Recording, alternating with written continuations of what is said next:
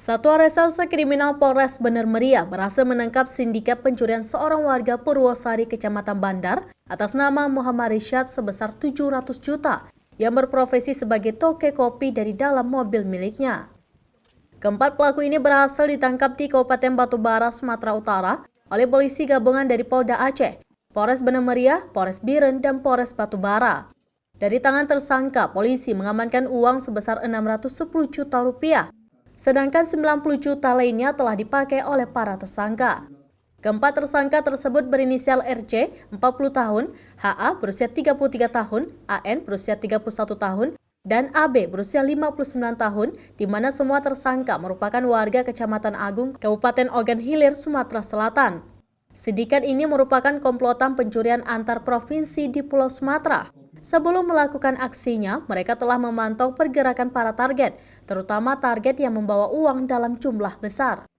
Komplotan ini juga merupakan komplotan yang sama melakukan aksi pencurian uang Dayahmudi Samalanga beberapa waktu lalu serta di kabupaten lainnya, seperti di Aceh Barat Daya dan sejumlah kabupaten lain di Provinsi Aceh. Saat ini kepolisian masih terus mendalami dan terus melakukan penyelidikan terhadap adanya tersangka lain serta pihak lain yang terlibat dalam pencurian ini.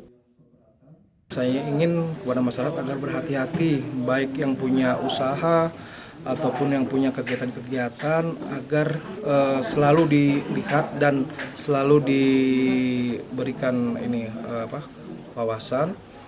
Saya ingin kepada masyarakat apabila ada terjadi permasalahan atau terjadi kriminalitas yang ada di Bener Meriah, bisa langsung infokan kepada kami. Dalam hal ini mungkin bisa dari Babin Kamtibmas ataupun polsek-polsek terdekat. Untuk itu saya minta hubungan yang baik antara masyarakat dengan Polres Bener Meriah. Adapun tersangka akan dikenakan pasal 363 ayat 1 KUHP dengan ancaman penjara 7 tahun. Kepolisian Resor Bener Meriah juga menghimbau warga untuk segera melaporkan ke pihak polisi apabila mengalami pencurian atau gangguan Kamtibmas lainnya.